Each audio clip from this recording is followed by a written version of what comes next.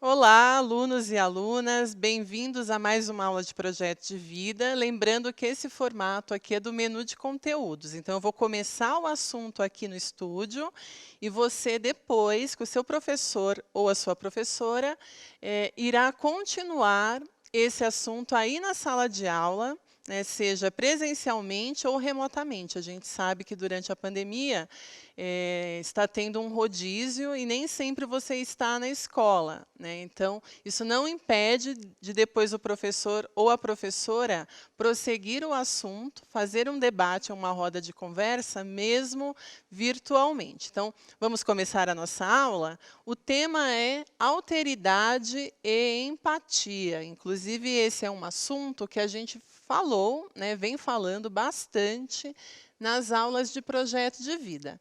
O objetivo é aprender sobre alteridade e empatia e descobrir quais são as diferenças, se é que há diferença entre empatia e alteridade. E para a gente começar, então, o conteúdo do nosso assunto, a gente já propõe uma reflexão inicial. Qual é essa reflexão? Observe aí na tela. Alteridade e empatia são conceitos sinônimos? A gente pode dizer que alteridade e empatia são as mesmas coisas? Na verdade, no decorrer das nossas aulas, a gente até fala que tanto a alteridade quanto a empatia podem ser usados como termos sinônimos, né? Só que quando a gente vai lá para a filosofia e a gente aborda o pensamento de alguns pensadores, de alguns filósofos, a gente percebe algumas diferenças. E essa aula aqui, cujo formato é mais curtinho, ela vai focar no pensamento de um filósofo francês que se chama Levinas, Emmanuel Levinas. E ele vai falar principalmente da alteridade, ele vai conceitualizar a alteridade, porque quando a gente fala alter é o outro, né? E se a gente for falar do significado da palavra empatia, vem de patos, né? E patos é sofrimento, paixão. Quando a gente fala em empatia, é sofrer com o outro, é se colocar no lugar do outro, é tentar interpretar o mundo com o olhar do outro, até porque a gente sabe que cada um observa o mundo e interpreta o mundo de acordo com a nossa realidade. E quando a gente fala muito em empatia nas aulas de projetos de vida, é essa tentativa da gente se imaginar no lugar, né, no sofrimento do outro. E quando a gente fala em alteridade, a gente vai ver que tem muito a ver com empatia. Por que tem a ver com empatia? Porque também envolve o outro, também envolve a realidade do outro, né? E a gente sabe muito bem que quando a gente vive numa determinada realidade, a gente tende a ler o mundo de acordo com a nossa realidade, de acordo com o nosso ponto de vista. E a escola tem essa proposta, já que numa sala de aula tem pessoas com realidades diferentes, né, com pontos de vista diferentes, é essa tentativa de fazer com que o aluno se coloque no lugar do outro aluno, do seu colega de classe. Mas prosseguindo aqui na tela, observem, diz lá, empatia. A habilidade de se imaginar no lugar do outro. É a capacidade psicológica de compreender os sentimentos de outra pessoa em uma situação, colocando-se no lugar dela. O contrário de empatia é antipatia. O que é antipatia? É a aversão ao outro, ao diferente. Né? Num nível exagerado, é a gente sentir repugnância, ódio e repulsa de quem é diferente da gente, né? Do outro. E a gente sabe muito bem que na escola a gente forma grupos, né? E muitas vezes a gente começa a praticar o bullying com outro colega, que começa com essa antipatia, dessa repulsa, dessa aversão ao outro. Quem é o outro? Normalmente a gente toma o outro como diferente da gente. Mas prosseguindo aqui o assunto, observem aí na tela. O que é alteridade? Alteridade é ser o outro.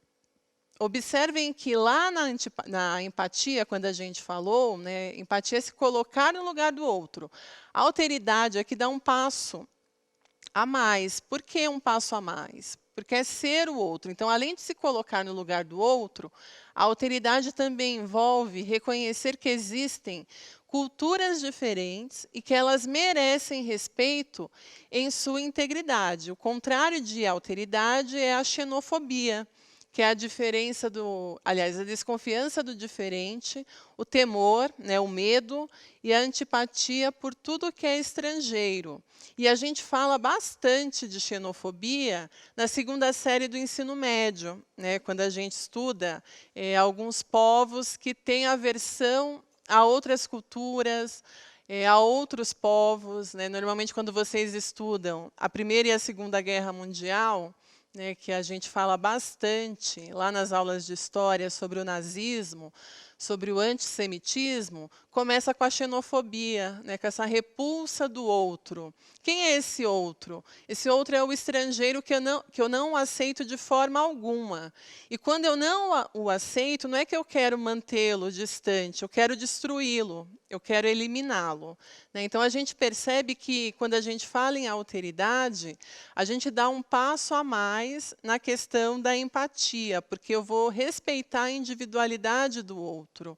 Eu não vou me imaginar sendo o outro, ou o sofrimento do outro. Eu vou aceitar o outro como ele é, né? Seja na sua cultura, no seu modo de ver o mundo, na sua crença ou nos seus valores. Então, continuando, observem aí na tela que diz lá: enxergar o outro e sua existência, que é diferente da minha, é afirmar a minha própria liberdade.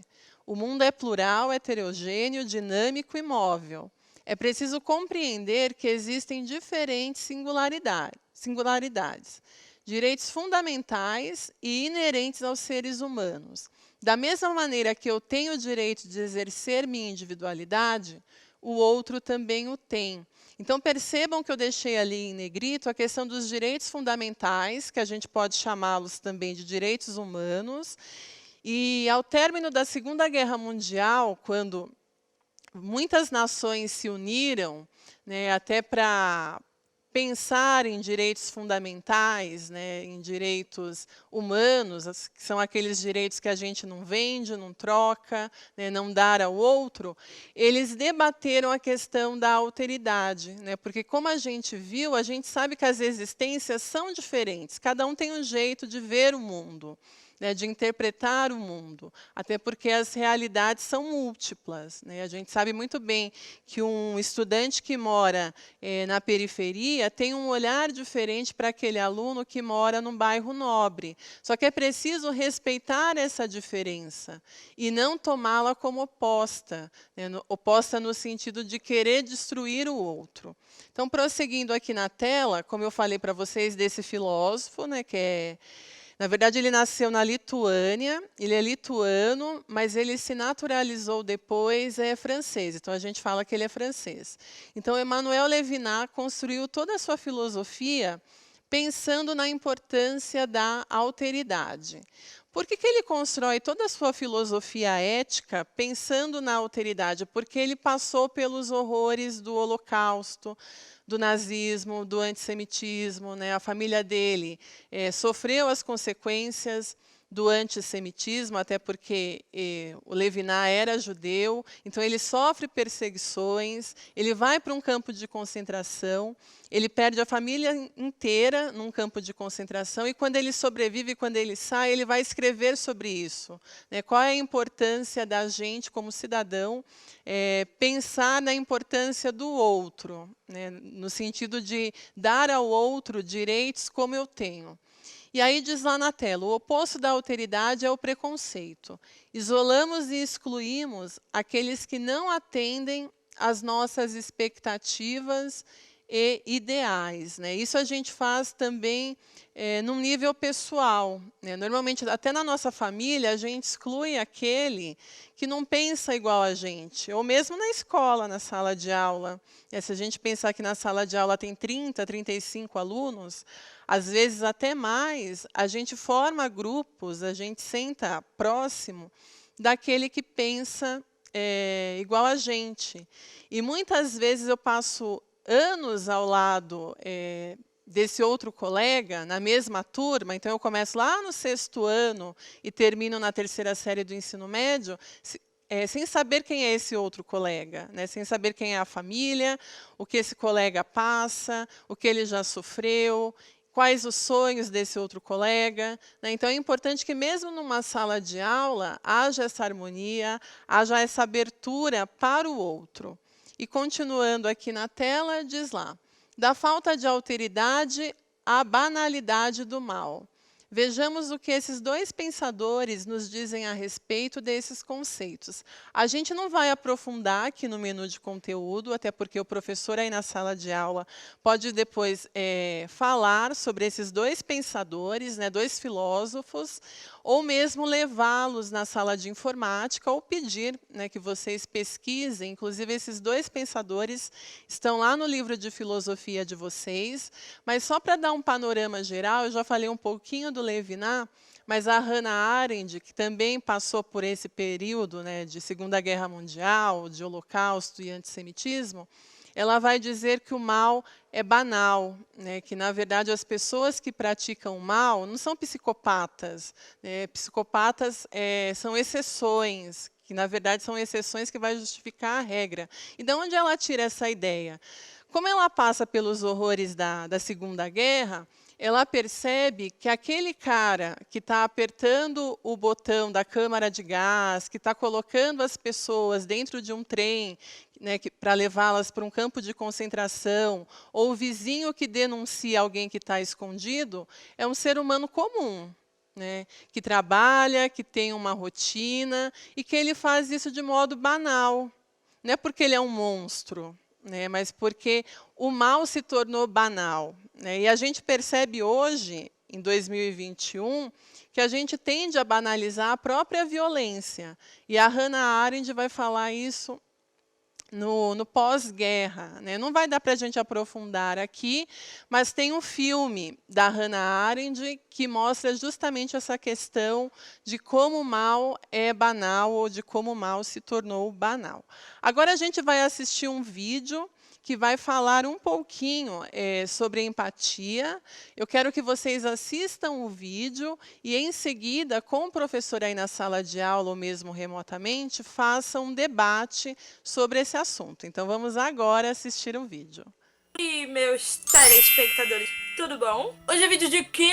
Chablau! Primeiramente, eu quero saber se vocês sabem o que é empatia. Tu não sabe não, né? Peraí que eu vou te explicar. É nada mais, nada menos que ter a habilidade de se colocar no lugar do outro. Ou seja, antes de você praticar alguma coisa na sua vida que possa afetar a vida de uma outra pessoa, você para e pensa: opa, será que eu posso dificultar, prejudicar a vida da outra pessoa? Será que a minha atitude vai influenciar na vida de uma outra pessoa? Será que vale a pena eu tomar algumas atitudes? Será que eu não tô sendo um pouco egoísta, pensando só em mim? Empatia, gente, é a melhor coisa que você precisa mudar na tua cabeça e passar a tê-la. É questão de educação, é questão de humanidade, é questão de bom senso. Se todas as pessoas pensassem um pouco no outro antes de tomar certas atitudes, com certeza esse mundo seria, quase 99% melhor, porque a perfeição não existe, não é mesmo? Às vezes eu acho que é exatamente isso que falta no mundo, sabe? A gente vem perdendo cada vez mais o bom senso das coisas. A gente pensa cada vez menos nas outras pessoas e acaba tomando atitudes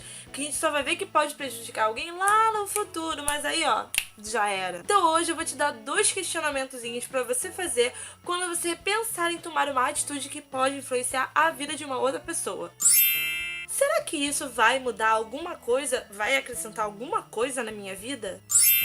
O quanto eu posso prejudicar a vida daquela outra pessoa? Sabe por quê, gente? Atitudes precipitadas não resolvem nada na nossa vida. Muito pelo contrário, elas complicam muito mais. Gente, é só você parar um pouco e pensar se você não tá se preocupando demais com coisas que não desrespeitam a você, com coisas que, assim, não tem nada a ver com a sua vida, não tem nada a ver com o seu objetivo, e você tá lá, tentando fazer, tentando queimar uma outra pessoa, sendo que, na tua vida não vai implicar em nada. Você pode estar aí, apontando o dedo, julgando, falando mal, derrubando outras pessoas sem nem pensar um pouco em como elas podem estar se sentindo. E isso é extremamente péssimo, porque é aquele estado, né? A gente não quer pros outros o que a gente não quer pra gente. Fotos de acidentes, fotos de, sabe, de gente que infelizmente não tá mais aqui. E eu fico pensando, gente, Como é que tá a família daquela outra pessoa vendo a repercussão disso? Vendo foto da pessoa lá, vendo exposições que não são só disso, exposições sexuais. Eu fico pensando, será que as pessoas não pensam antes de polemizar isso? Como vai ficar aquela outra pessoa quando vê a vida dela exposta? Tu pensa assim, reflete 5 segundinhos, tu fala, melhor não fazer. Pensa comigo, cara, não é gostoso ser uma pessoa boa? Não é gostoso compartilhar coisas boas pro mundo? O mundo tá tão na merda já. Por que a gente não tenta se tornar cada vez pessoas melhores? Tenho certeza que você vai ser uma pessoa muito feliz depois que você colocar isso na sua vida. O vídeo de hoje foi um vídeo bem rapidinho. Foi só pra você pensar um pouquinho, sabe, nas atitudes que você pode estar tomando na sua vida. Se você gostou, você dá um like aqui embaixo, se inscreve no meu canal, tá bom? Um beijo, Dedê. Vou. Xablau! Vocês viram que a Desirê explicou, né, com a linguagem de vocês, a importância da empatia. Então, eu termino aqui e peço, né, que vocês façam daí um debate sobre o tema. Agradeço a presença de vocês e até a nossa próxima aula.